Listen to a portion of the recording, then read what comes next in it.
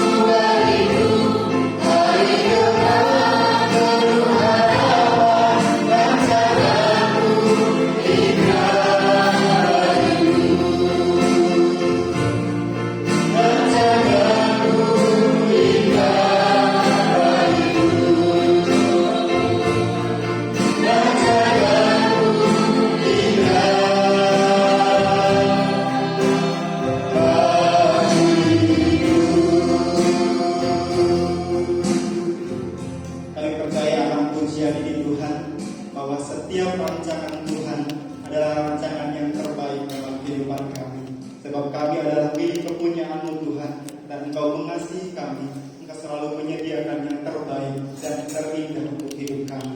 Terima kasih Tuhan buat hari ini, hari yang Tuhan jadikan untuk kami nikmati. Kami bersyukur jika Tuhan masih memberikan kesempatan untuk kami boleh ada, semua karena anugerah Engkau Tuhan. Hari ini kami bersama-sama belajar akan kebenaran firman. Ajar kami untuk mengerti dan mengenal pribadi-Mu yang ajaib, yang sungguh luar biasa Tuhan, supaya kami boleh benar akan Engkau Tuhan. Urapi kami, urapi hamba-Mu, kami percaya Roh Kudus bersama dengan kami. Kami siap mendengarkan firman-Mu, berkaryalah ya Tuhan. Dalam nama Tuhan Yesus, haleluya, amin. Silakan dulu Bapak Ibu Saudara yang dikasih Tuhan. Shalom. Sekali lagi shalom.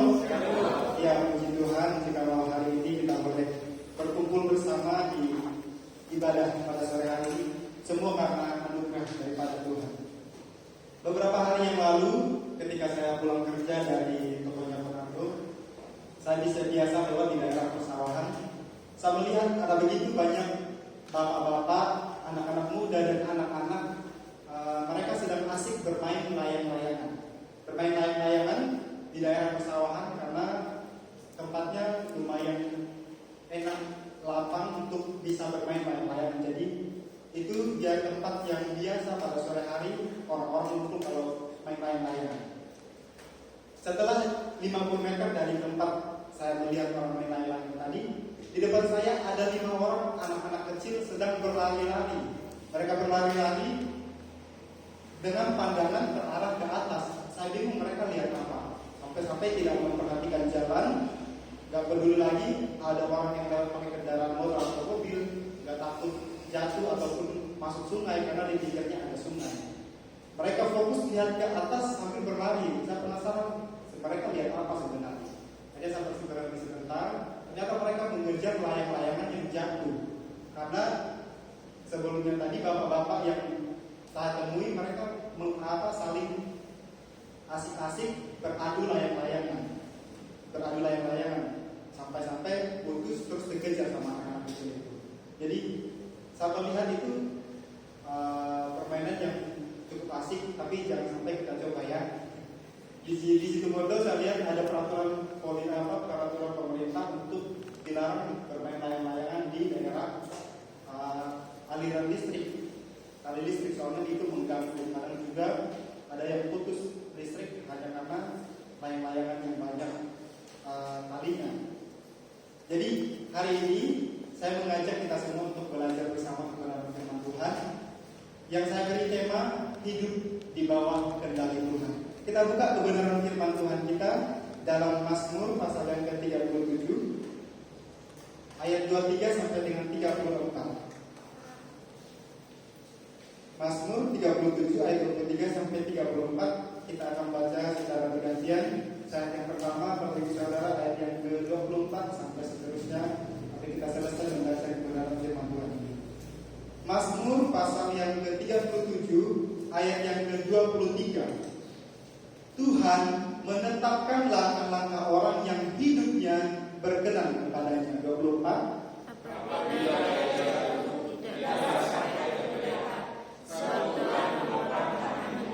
Dahulu aku muda, sekarang telah menjadi tua, tetapi tidak pernah kulihat orang benar ditinggalkan, atau anak cucunya meminta-minta roti. 26.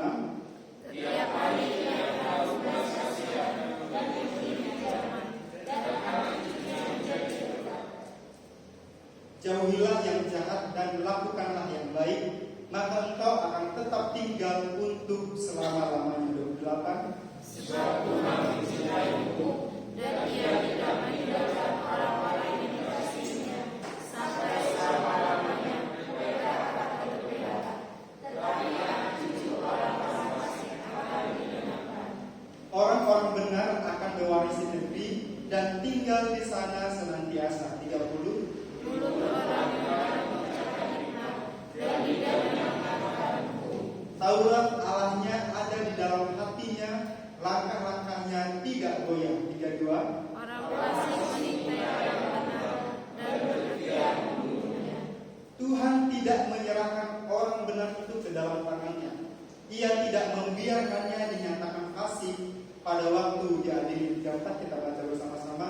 2, 3. Nantikanlah Tuhan dan tetap ikutilah jalannya, maka Ia akan mengangkat engkau untuk mewarisi negeri, dan engkau akan melihat orang-orang fasik dilenyapkan. Hidup di bawah kendali Tuhan. Kata kendali itu memiliki arti yaitu memegang pimpinan atau pemerintah. Jadi orang yang memegang kendali dalam kehidupan kita adalah orang yang memerintah dan dia yang berhak menentukan jalan hidup kita. Ketika saya pulang kerja yang saya ceritakan tadi, layang-layang yang putus di atas dan dikejar anak-anak kecil itu, layang-layang itu tidak tahu arahnya jatuh kemana. Mereka mengejar asal sembarang kerja saja sambil melihat ke atas, tidak tentu arahnya. Kenapa? Karena sudah tidak ada yang mengendalikan layang-layang itu, sehingga jatuh dan putus dan dikendalikan oleh angin yang ada di atas awan. Apakah jatuh di pohon atau jatuh di rumah, jatuh di lantai, terkadang itu juga mengganggu kita. Biasanya di daerah rumah kita mungkin ada layang-layang yang jatuh, dan talinya itu terkadang mengganggu aktivitas rumah kita. Ada yang kadang nyangkut, mungkin bisa juga mencelakakan. Itu kenapa layang-layangnya jatuh, karena tidak ada yang mengendalikan. Hidup kita tanpa dikendalikan itu juga seperti layang-layang yang jatuh tanpa arah dan tujuan. Bahkan daripada itu, pada sore hari ini, siapakah pengendali dalam kehidupan kita? Siapakah yang memegang pimpinan dalam kehidupan kita? Siapakah yang mengambil alih, yang memerintah dalam hidup kita?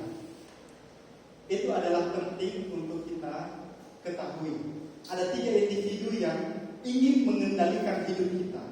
Hidup kita ini seperti firman Tuhan berharga. Hidup kita berharga di mata Tuhan. Tuhan membentuk kita sedemikian rupa dengan karyanya yang ajaib, membentuk dengan tangannya, dan jadilah Adam dan Hawa.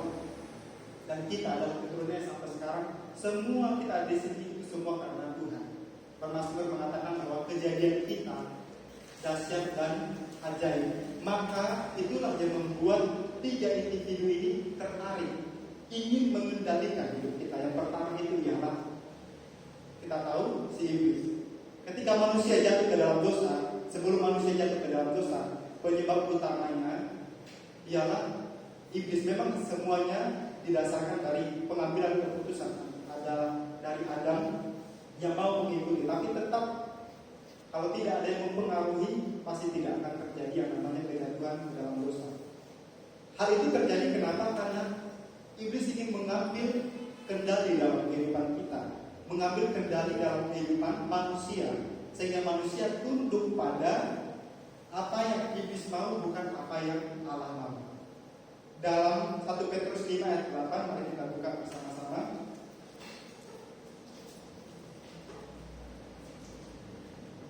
1 Petrus 5 ayat yang ke-8, di situ dikatakan bahwa sadarlah dan berjaga-jagalah, lawanmu si iblis berjalan keliling sama seperti singa yang mengaum-ngaum dan mencari orang yang dapat ditelannya.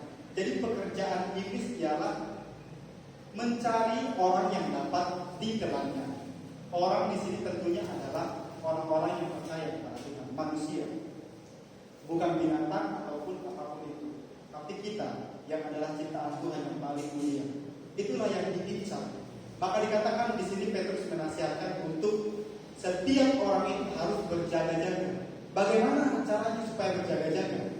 Saya pernah waktu di Jember, setiap malam itu ada pergantian jaga malam untuk menjaga lokasi tempat di mana kami tinggal. Tentunya biasanya kalau di sana sering terjadi pencurian. Jadi kami berjaga-jaga, jaga malam dari jam 9 sampai jam 4 pagi baru pulang, baru balik ke kamar. Tapi ada beberapa mahasiswa yang nggak jaga, tapi pindah tempat tidur, bukan dijaga tapi malah tidur sampai pagi. Jadi nggak berjaga-jaga. Ada juga yang keliling dari selisih 2 jam gantian keliling lokasi tempat di mana kami tinggal, takut terjadi ada pencurian. Ada juga yang berdiam main laptop asik mengerjakan tugas. Bentuk penjagaan yang dimaksudkan Petrus di sini bukan seperti sapam yang sedang berjaga-jaga, tapi penjagaan yang dimaksudkan Petrus di sini kita harus senantiasa berjaga-jaga dalam iman. hidup kita. Jangan sampai hidup kita melenceng daripada jalannya Tuhan lewat tawaran demi tawaran yang disodorkan kepada kita. Tujuan iblis ingin mengendalikan hidup kita. Dia ingin mencuri, membunuh, dan membinasakan hidup kita. Maka daripada itu tawaran demi tawaran yang dia sodorkan. Misalnya, contohnya, kita dihalangi untuk datang beribadah kepada Tuhan dan berbagai macam aktivitas yang ada dalam hidup kita. Atau mungkin terjadi beberapa hal yang membuat kita sehingga tidak mengenal kebenaran itu lagi. Mungkin kita melakukan hal-hal yang di luar daripada apa yang Tuhan kehendaki. Itu adalah keinginan daripada sang pencuri itu. Di sini Petrus menasihatkan untuk setiap orang itu berjaga-jaga. Bagaimana caranya berjaga-jaga? Hendaklah senantiasa kita melekat kepada sang pengendali dalam kehidupan kita. Individu yang kedua yang ingin mengendalikan hidup kita ialah diri kita sendiri. Beberapa orang mengatakan bahwa musuh terbesar manusia itu adalah dirinya sendiri. Mengapa? Karena terkadang untuk mengendalikan hidup kita terkadang itu sulit. Bahkan biasanya kita melakukan sesuatu yang di luar daripada apa yang kita rencanakan. Atau kita melakukan sesuatu berdasarkan apa yang kita ingini, tapi itu tidak disukai oleh orang lain. Kita memimpin kendali atas kehidupan kita. Memang itu tidaklah salah, tapi memang Tuhan memberikan kebebasan kepada kita untuk memilih, untuk menuntun jalan hidup kita sendiri, menentukan kemana kawan-kawan pergi. Tapi tetap kalau di luar terkadang hidup kita itu bertindak melenceng daripada apa yang Tuhan inginkan. Mungkin kita hidup dalam perzinahan, hawa nafsu, atau sering kita dikuasai oleh amarah dalam diri kita, atau kita dikuasai oleh hal-hal yang menyimpang daripada jalan Tuhan, sehingga itu menyakitkan orang-orang yang ada di sekitar kita. Jadi kendali itulah yang terkadang sulit untuk kita miliki dalam hidup kita. Jadi terkadang hidup kita, diri kita sendiri, kita sulit untuk menuntut kepada hal yang benar.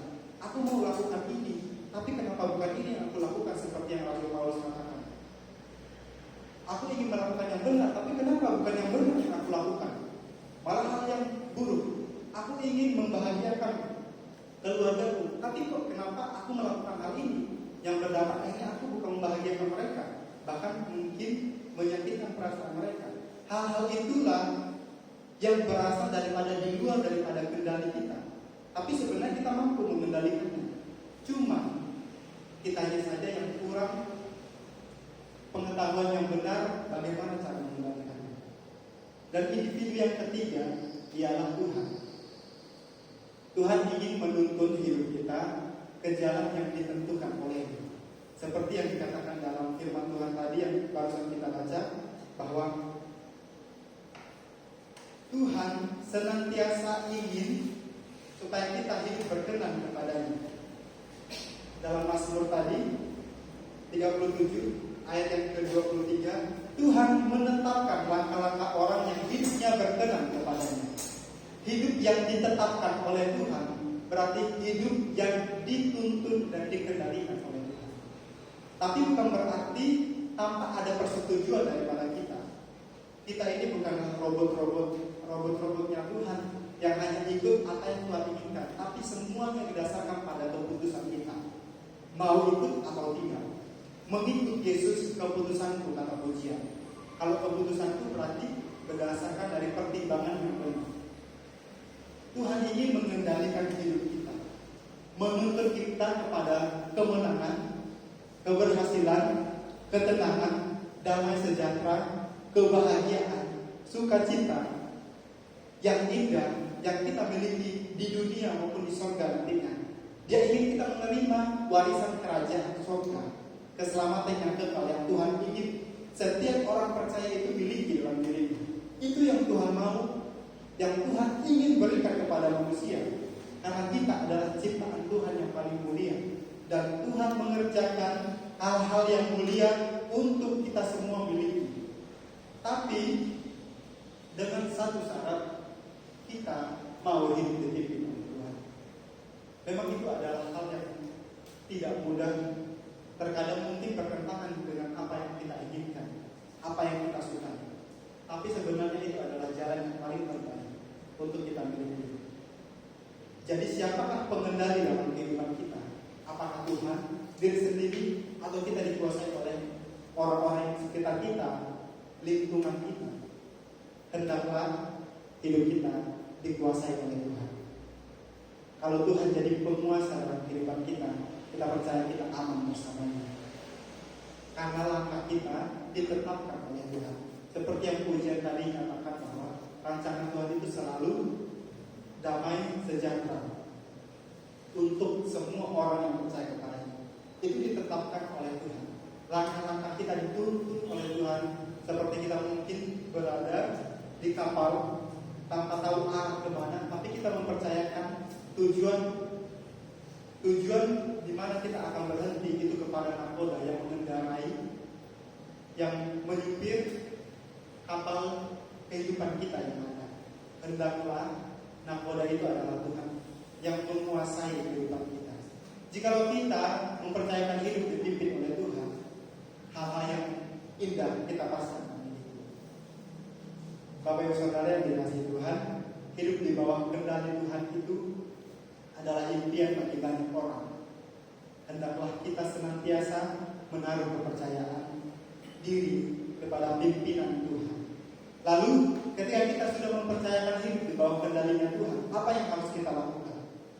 Kita harus hidup berkenan kepadanya. Seperti yang firman Tuhan tadi katakan bahwa Tuhan menetapkan langkah-langkah orang yang hidupnya berkenan kepadanya.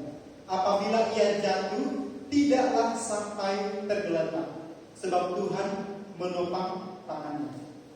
Berarti ada kesempatan meskipun kita mempercayakan hidup kepada Tuhan.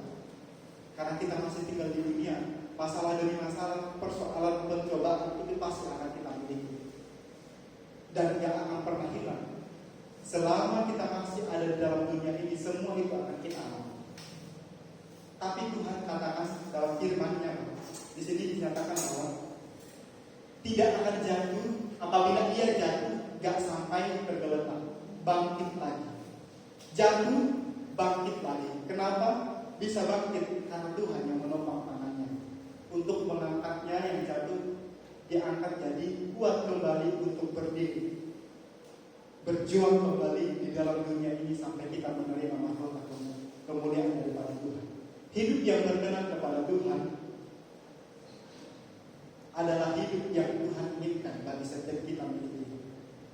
Seperti contoh Daud. Daud adalah satu-satunya Daud adalah orang yang hidup berkenan kepada Tuhan.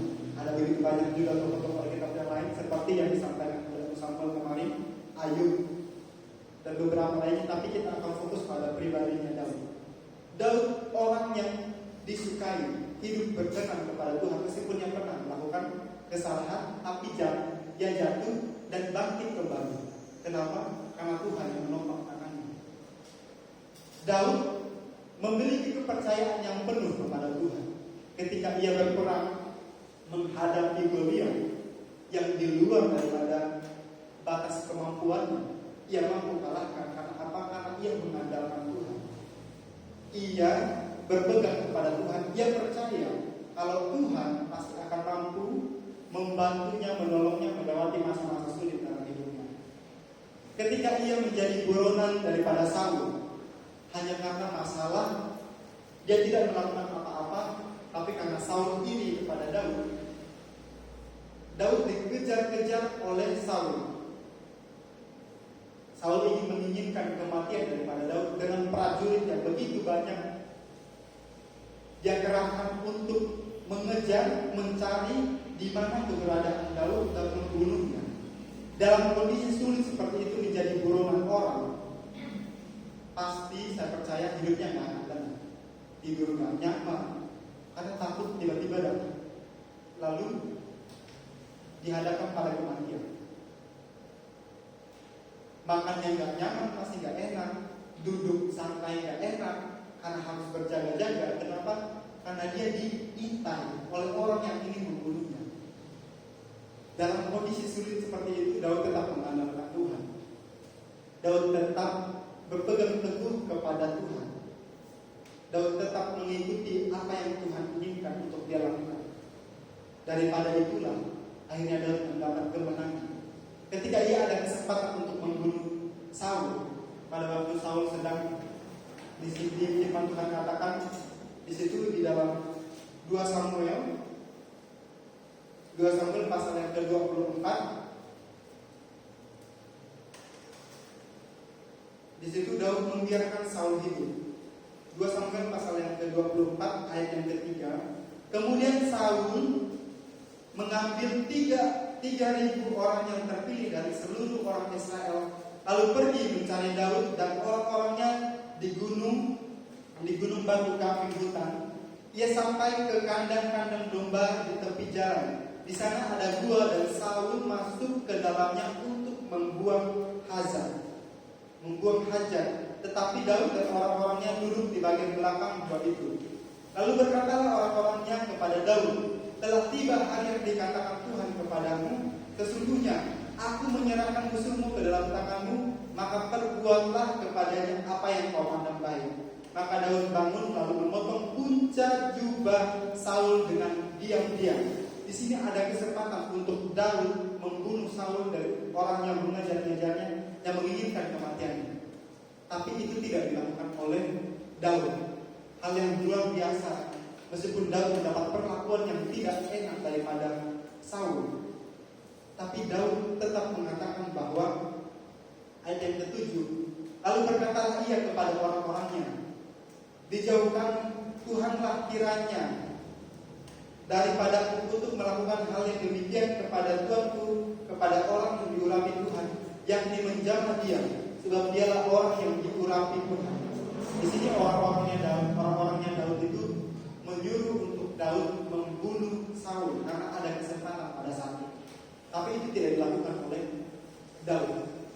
Sungguh hal yang luar biasa, Bapak Ibu Saudara. Kalau orang membenci kita, orang tidak suka kepada kita, tentunya kita juga mengharapkan orang menyakiti kita. Kita juga mengharapkan kita bisa menyakiti mereka bahkan lebih daripada apa yang dia lakukan kepada kita. Hidup di dalam kebencian orang lain itu tidaklah nyaman. Hidup di dalam rasa iri, amarah orang lain itu tidaklah nyaman. Ada tekanan batin di sana, beban pikiran. Dan tentunya kita tidak mengharapkan itu terjadi dalam kehidupan kita. Itulah yang dialami oleh Daud. Daud mengalami hal itu. Ada kesempatan untuk dia mengakhiri hidup daripada orang yang membencinya, tapi itu tidak dilakukan. Karena ia takut kepada Allah dan hidup selalu berkenan kepada Tuhan lewat perbuatan yang dia lakukan. Hendaklah di dalam kehidupan kita senantiasa hidup berkenan kepada Allah, seperti yang firman Tuhan katakan di dalam Roma. Firman Tuhan katakan di dalam Roma bahwa hendaklah setiap kita hidup berkenan kepada Tuhan. Roma pasal 12 ayat 2. Mari kita baca bersama-sama, Bapak Saudara.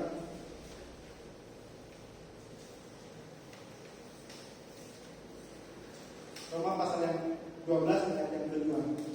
Mari kita baca dalam hitungan ketiga. Kita mulai ayat yang pertama dulu. Roma pasal yang ke-12 ayat pertama sampai dengan ayat yang kedua. Mari kita baca bersama-sama. 2, 3. Karena itu saudara-saudara, demi kemurahan Allah aku menasihatkan kamu supaya kamu mempersembahkan tubuhmu sebagai persembahan yang hidup, yang kudus dan yang berkenan kepada Allah. Itu adalah ibadahmu yang sejati. Janganlah kamu menjadi serupa dengan dunia ini, tetapi berubahlah oleh pembaharuan budimu, sehingga kamu dapat membedakan manakah kehendak Allah, apa yang baik, yang berkenan kepada Allah, dan yang sempurna. Inilah tuntunan Tuhan untuk kita miliki dalam kehidupan kita. Hendaklah senantiasa kita dikendalikan oleh Tuhan, sehingga kita bisa hidup berkenan kepada Tuhan. Bagaimana supaya saya bisa berkenan kepada Tuhan? Lewat cara kita mengikuti apa yang Tuhan mau, bukan apa seperti yang dilakukan oleh Daud. Daud melakukan apa yang Tuhan mau, bukan apa yang ia mau untuk membunuh Saul.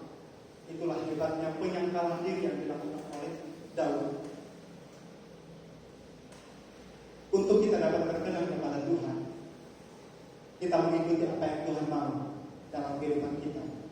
Lewat cara kita mengikuti tuntunannya, lewat kebenaran firman Tuhan yang kita baca, yang kita dengar dari hamba-hamba Tuhan yang menyampaikan firman Tuhan. Itulah tuntunan yang harus kita miliki, supaya kita tidak menjadi serupa dengan dunia ini, tapi bisa membedakan yang mana yang baik, yang berkenan kepada Allah yang harus kita lakukan. Dan yang kedua, hidup di bawah kendali Tuhan itu ialah orang yang senantiasa mau mengandalkan Tuhan dalam kehidupannya. Kenapa kita mengandalkan Tuhan? Karena kita adalah orang-orang yang lemah. Kita perlu orang yang kuat untuk menopang kita di dalam hidup ini, di dalam diri ini. Siapakah orang itu? Orang yang paling tepat untuk kita andalkan karena Tuhan. Mari kita baca dalam Yeremia pasal 17 ayat 7.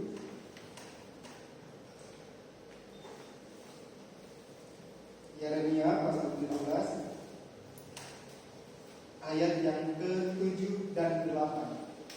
Mari kita baca bersama-sama kembali firman Tuhan ini. Dalam hitungan ketiga kita mulai. Yeremia pasal 17 ayat 7 dan 8. 2, 3. Diberkatilah orang yang mengandalkan Tuhan, yang menaruh harapannya pada Tuhan. Ia akan seperti pohon yang ditanam di tepi air, yang merambatkan akar-akarnya ke tepi batang air, dan yang tidak mengalami datangnya panas kering, dan daunnya tetap hijau, yang tidak khawatir dalam tahun kering, dan yang tidak berhenti menghasilkan buah. Ia seperti pohon yang ditanam di tepi air, yang merambatkan akar-akarnya ke tepi batang air. Letak kekuatan pohon itu ialah terdapat di dalam akarnya. Kalau akarnya itu tertancap ke dalam tanah dengan sangat dalam, maka dia akan kuat berdiri meskipun angin meniupnya, dia nggak akan jatuh. Karena apa? Karena kekuatannya sudah dirasakan ke dasar yang tepat. Letak sebuah bangunan yang tinggi, yang kuat, mungkin beberapa rumah-rumah tingkat yang kita lihat, itu terletak di dalam dasarnya yang kuat. Kalau dasarnya kuat, pasti otomatis akan kuat. Seperti yang disampaikan di sini dalam Yeremia.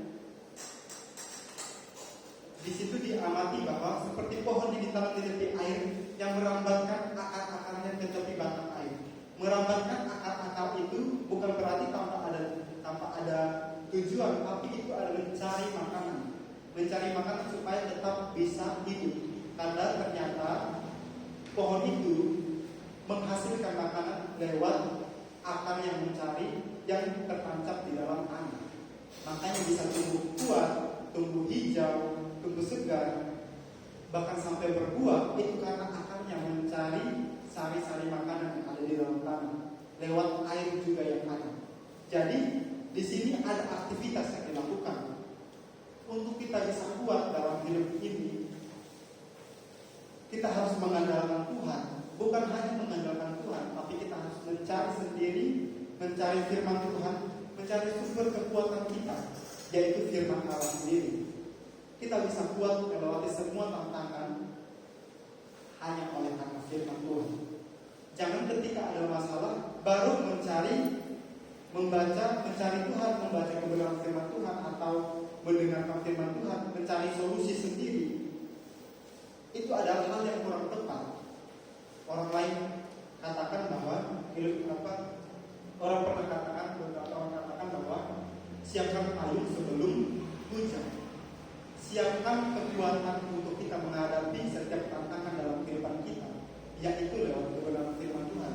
Jadi ketika ada masalah yang menimpa kita nggak mudah jatuh, nggak mudah putus asa, nggak mudah lemah. gak mudah menuduh sana sini orang lain, tapi kita bisa menyelesaikan semua itu dengan pikiran yang baik, dengan hati yang tetap damai. Karena apa? Karena kita sudah memiliki dasarnya untuk kita melakukannya. Jadi andalkanlah Tuhan untuk kita senantiasa miliki dalam kehidupan kita. Kita mau serahkan kepemimpinan hidup kita bukan kepada siapa-siapa. Jangan berpusat kepada apa yang kita miliki, orang-orang yang ada di sekitar kita. Berpusat pada kekayaan kita. Kalau kita berpusat pada semuanya itu adalah hal-hal yang sementara. Kalau kita berpusat ini pada orang-orang yang ada di sekeliling kita, keluarga kita, ketika mereka meninggalkan kita, ketika mereka mungkin sudah saatnya kembali kepada Tuhan, lalu kita ditinggalkan sendiri. Kalau kita berpusat pada mereka, kita akan hidup tanpa kekuatan. Kalau kita berpusat kepada kekayaan kita, kekayaan harta benda yang kita miliki, ketika semua itu hilang lenyap dalam sekejap, lalu menimpa kita, kita akan mudah jatuh, kita akan mudah lemah, bahkan mungkin stres, depresi akibat daripada semuanya itu. Ketika kita berpusat kepada orang-orang yang ada di sekitar kita, lingkungan kita, dunia ini, semuanya akan ada saatnya binasa. Tapi kalau kita berpusat kepada Tuhan yang kekal itu, kita akan mendapat jaminan yang baik daripada Tuhan. Hendaklah senantiasa hidup kita dikendalikan oleh Tuhan, karena Tuhan asa pemberi kita hidup. Yang pertama yang harus kita lakukan ketika kita hidup dikendalikan oleh Tuhan, di bawah kendalinya Tuhan, kita hidup berkenan kepada-Nya lewat tuntunan kebenaran firman Tuhan, dan kita mengandalkan Tuhan dalam hidup kita. Dua hal ini yang saya dapat bagikan buat kita semua, Bapak Ibu Saudara dikasih Tuhan. Hendaklah ini boleh menjadi pedoman untuk kita hidup, dan Roh Kudus yang berkarya sepenuhnya atas kehidupan kita. Mari sama-sama kita bangkit berdiri. Kita mau menyanyikan pujian bersama Bapa, Engkau Allah bersama.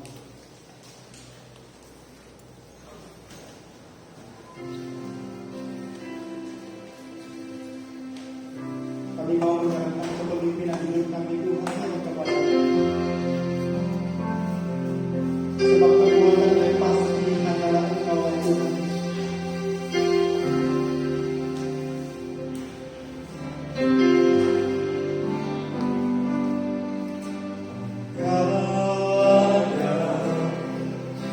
Bersamamu Tuhan.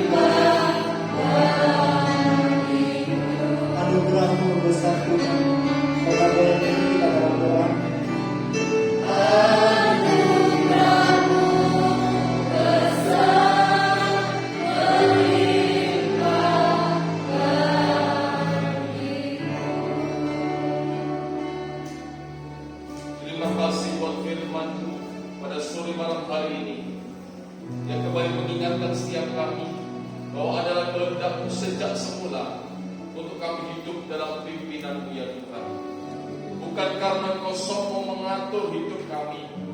Tetapi karena Tuhan, sesungguhnya kami terbatas. Kami tidak tahu akan hari esok. Sebab itu kami membutuhkan pimpinan Tuhan senantiasa di dalam hidup kami. Kerap kali kami gagal. Kerap kali kami mengalami hal-hal yang menyakitkan dalam hidup kami. Ketika kami hidup di luar pimpinan, ketika kami tidak lagi hidup di dalam kehendak-Mu ya Tuhan, yang sudah Kau nyatakan di dalam firman. Tapi sore malam hari ini kami bersyukur Kau kembali mengingatkan setiap kami, karena Kau tidak menginginkan kami mengalami kegagalan. Kau ingin setiap kami ya Tuhan mengalami keberhasilan dalam segala hal. Karena itu biar kami relakan hati kami. Kami buka selebar-lebarnya bagi firman yang sudah ditaburkan oleh hamba-Mu pada sore malam hari ini, untuk kami mau kembali hidup dalam pimpinan-Mu, hidup dalam kendali-Mu, yaitu firman Tuhan itu sendiri, sehingga kami sungguh menjadi orang-orang yang berbahagia.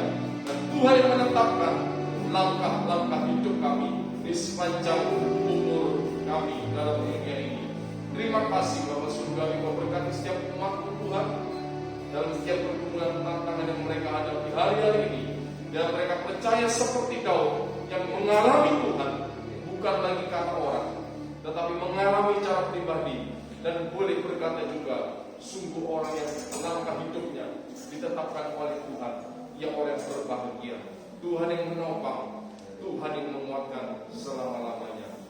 Terpujilah nama-Mu. Dalam nama Yesus kami berdoa dan mengucap syukur yang percakapan. Amin.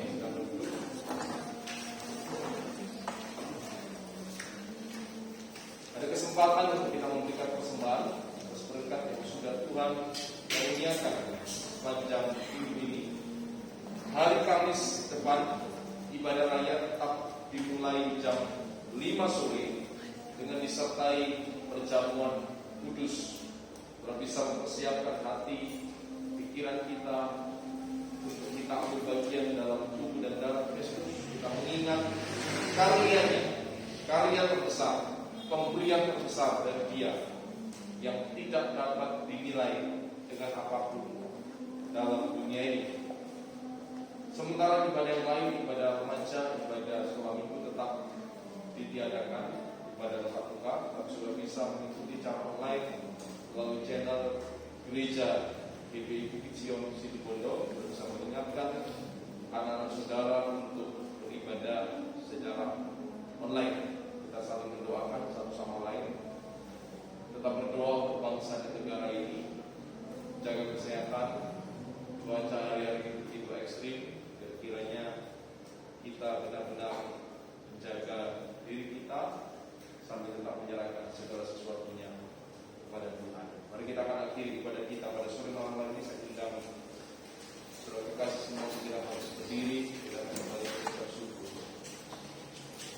Bapa Surgawi, kembali kami bersyukur buat pimpinan-Mu di sepanjang ibadah kami. Kami percaya Kau sudah hadir di tengah-tengah kami. Kau sudah menyapa setiap kami melalui pujian penyembahan yang kami naikkan. Kami percaya Kau hadir melalui firman kebenaran-Mu. Kau menyapa kami, mengingatkan, menegur setiap kami, bahkan menghibur dan menguatkan kami ya Tuhan. Hamba serahkan seluruh jemaat-Mu, domba-domba-Mu di sepanjang minggu ini, biar kiranya mereka senantiasa berada dalam pimpinan Tuhan. Kiranya Kau gendangkan tangan-Mu yang kuat karena setiap umat-Mu di tempat ini, dan Kau berkatilah mereka. Tuhan memberkati-Mu. Tuhan memberkati pekerjaan-Mu, sehingga apa yang Kau buat dengan tangan-Mu dibuat Tuhan menjadi berhasil. Kiranya kasih karunia, rahmat dan damai sejahtera dari Allah Bapa di surga turun ke atas melimpah-limpah mulai malam hari ini sampai Maranatha. Turun berkat di dalam nama Bapa, Putra dan Roh Kudus, dalam nama Tuhan Yesus